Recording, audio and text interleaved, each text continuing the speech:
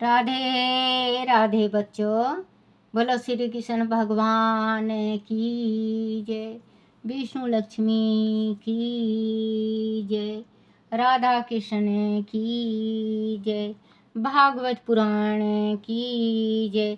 भागवत पुराण में 15वां अध्याय श्री कृष्ण के अवसान का दुखद समाचार और पांडवों का परीक्षित को राजगद्दी सौंपकर स्वर्ग रोहण। सूत जी ने कहा, भगवान श्री कृष्ण के प्यारे सखा अर्जुन श्री कृष्ण के विरह से अत्यंत दुखी थे। भ्राता श्री युधिष्ठिर के प्रश्नों ने अर्जुन को और भी अधिक दुखी कर दिया। अत्यधिक शोक के कारण अर्जुन का चेहरा मलिन हो रहा था। बड़ी कठिनाई से अर्जुन ने अपने हृदय में उठते हुए शोक को दबा कर रोका और रूंधे हुए गले से कहा, भ्राता श्री, जिस प्रकार प्राणों के न रहने से यह शरीर मृत्यु हो जाता है, उसी प्रकार आज सखा श्री कृष्ण के न रहने से मेरा यह शरीर मृत्यु प्रिय हो रहा है। मेरे जिस प्रबल पराक्रम के सामने बड़े से बड़े शूरवीरों का हृदय दहल जाता था, मेरा यह पराक्रम अब श्री कृष्ण ने छीन लिया है। अभी तक मैंने जो भी वीरता दिखाई, जो भी सहसा और धैर्य दिखाया, जो भी बल पराक्रम दिखाए, वह सब मेरे प्रिय सखा श्री कृष्ण के कारण ही था। द्रौपदी स्वयंवर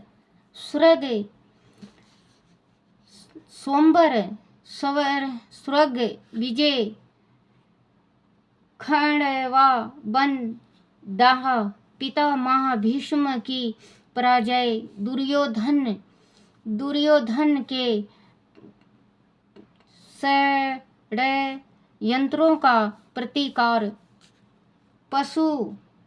पाशुपत अस्त्र प्राप्त करना, महाभारत युद्ध में शूरवीरों से टक्कर,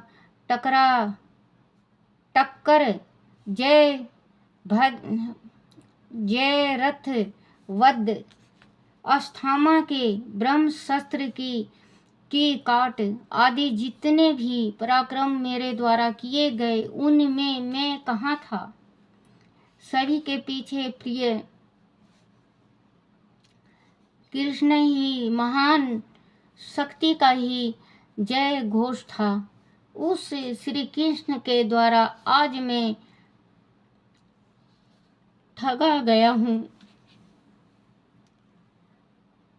भ्राता श्री, युद्ध भूमि में गुरु द्रोणा, सकले करण, भूरी सर्वा, सुशर्मा और बल्हिक आदि वीरों ने असंख्य बाण मुझ पर चलाए, परंतु उन्होंने श्री कृष्ण द्वारा बनाए गए रक्षा कवच के कारण मुझे स्पर्श तक नहीं किया। यह सब प्रिय सखा श्री कृष्ण की छत्र छाया में रहने के कारण ही संभव हो सका था। भ्राता श्री, श्रेष्ठ पुरुष संसार से मुक्ति पाने के लिए जिन चरण कमलों का सहारा लेते हैं, उन्हें मुझे पता कि ने अपने स्वार्थ के लिए अपना सारथी बना लिया। ओह, जिस समय में मेरे अश्व थक जाते थे और मैं रथ से उतरकर नीचे खड़ा हो जाता था, उस समय बड़े बड़े महारथी शत्रु भी मुझ पर प्रहार करने का साहस नहीं जुटा पाते थे, क्योंकि श्री कृष्ण के प्रभाव से उनकी बुद्धि कुंद हो जाती थी। सोते जगते, उठते बैठते, खाते पीते, खेलते कूदते, जब कभी भी मैं अपनी अल्प बुद्धि के कारण उन्हें अपना मित्र समझकर कुछ ऐसा वैसा कह बैठता था। तो जैसे पिता अपने पुत्र का अपराध सह लेता है और पुत्र को क्षमा कर देता है, उसी प्रकार वह भी मेरे सारे अपराधों को सह लेते थे और मुझे क्षमा कर देते थे। हे भ्राताश्री, वह मेरे सखा, मेरे प्राण, मेरे हृदय मुझे अनाथ करके मुझसे बहुत दूर चले गए हैं। मैं उन भगवान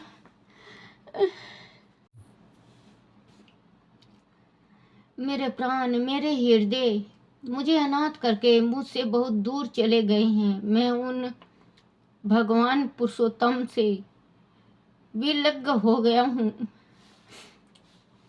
युधिष्ठिर और भीम ने चौंक कर पूछा, ये तुम क्या कह रहे हो अर्जुन? क्या श्री कृष्ण अब नहीं रहे? हाँ भ्राताश्री, अर्जुन ने रोते हुए कहा, वह वैकुंठवासी हो गए हैं।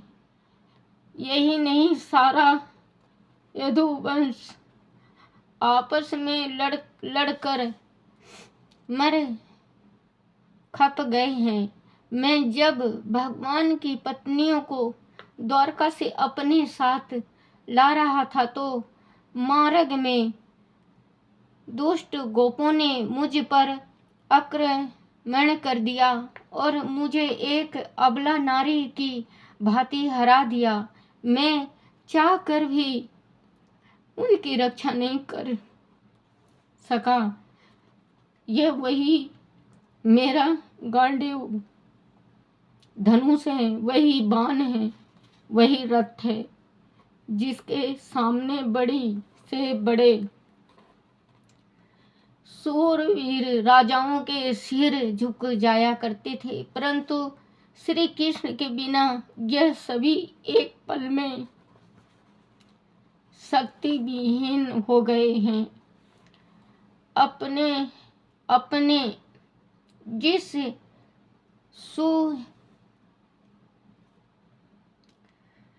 सुहृदय द्वारका वासी संबंधियों के बारे में मुझसे पूछा है, वह ब्राह्मणों के श्रापवश मोहग्रस्त हो गए थे और वारुणी मदिरा पान से मदमस्त होकर अपरिचितों की भांति आपस में ही लड़ मरे। वह सब प्रभु श्री कृष्ण की ही लीला है जो उनके जाते ही संपन्न हो गई। वह प्रजा पालक हैं तो संहार कारक भी तो हैं। उन्होंने मुझे जो शिक्षा दी थी वह सभी देश काल और प्रयोजनक है अनुरूप ही थी। उनका स्मरण आते ही चित्त की शांति नष्ट हो जाती है। समझ में नहीं आता कि अब हम क्या करेंगे।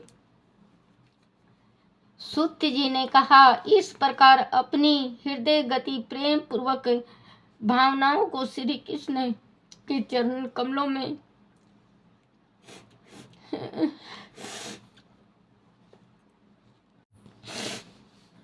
क्या करेंगे? सूत जी ने कहा, इस प्रकार अपनी हृदय गत प्रेम पूर्वक भावनाओं को श्री कृष्ण के चरण कमलों में अर्पित कर अर्जुन का हृदय कुछ शांत हो गया।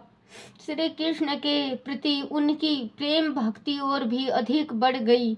भक्ति के आवेग ने मन के सारे विकारों को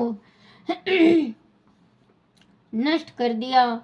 माया का आवरण नष्ट हो गया और वह दैत्य के संशय से मुक्त हो गए। अर्जुन ने माता कुंती के पास जाकर द्वारका का सारा वृतांत सुनाया तो उन्हें बहुत दुख हुआ।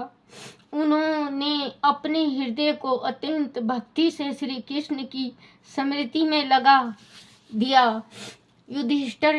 युधिष्ठिर ने अपने सभी भ्राताओं और पत्नियों तथा माता कुंती से परामर्श करके स्वर्गारोहण का निश्चय किया। जब भगवान श्री कृष्ण ने ही अपना लक्ष्य पूरा करके पृथ्वी लोक सदैव के लिए त्याग दिया, तब उनके बने रहने का यहाँ कोई उचित नहीं था। उन्होंने अपने विनयी पौत्र परीक्षित को बुलाकर उन्हें हस्तिनापुर का राज सिंहासन सौंप दिया और मथुरा में सूरसेना अधिपति के रूप में अनिरुद्ध के पुत्र ब्रज का अभिषेक कराया। उसके बाद सभी धार्मिक विधि विधानों के साथ उन्होंने गृहस्थल धर्म त्याग कर संन्यास ग्रहण कर लिया। अपने शेष बंधु बंधुओं के साथ परम ब्रह्म का ध्यान करते हुए उत्तर दिशा में हिमालय की ओर उन्होंने अपनी यात्रा प्रारंभ कर दी। उनके हृदय में भगवान श्री कृष्ण के प्रति हार्दिक भक्ति भाव उमड़ने लगा था। सभी पांडवों ने एक एक करके हिमालय के बर्फीले प्रदेश में पहुंचकर एक के बाद एक अपने प्राण छोड़ दिए। सबसे अंत में युधिष्ठिर स्वर्ग लोक को गए। दूसरी ओर तीर्थों में भ्रमण करते हुए विदुर जी भी जब प्रभाव से क्षेत्र में पहुंचे, तब उन्होंने भी अपना शरीर त्याग दिया। बोलो श्री कृष्ण भगवान की जय।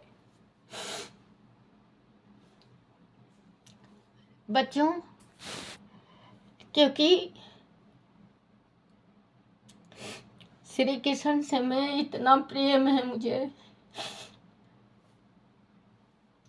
उनका मैं अगर थोड़ा सा भी तकलीफ कहीं सुन लेती हूँ तो बच्चों में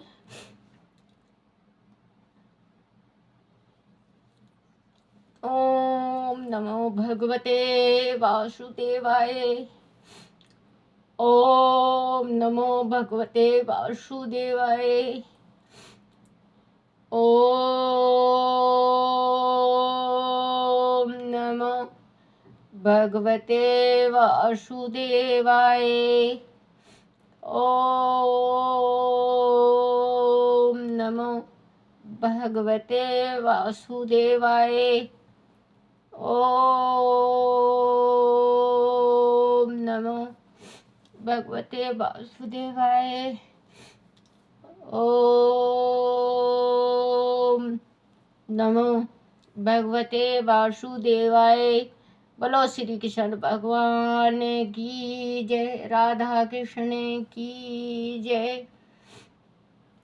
बच्चों, जब मैं ये पढ़ती हूँ और श्री कृष्ण का आता है तो बच्चे मुझे ये लगती हैं जैसे श्री कृष्ण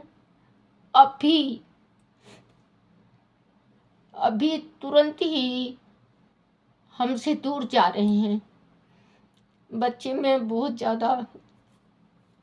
ज़्यादा मैं परेशान हो जाती हूँ। मुझे माफ़ करना, आज थोड़ा मैं सही ढंग से पढ़ी भी नहीं। श्री कृष्ण भगवान की कृपा हो आप पे। बोलो श्री कृष्ण भगवान की जय।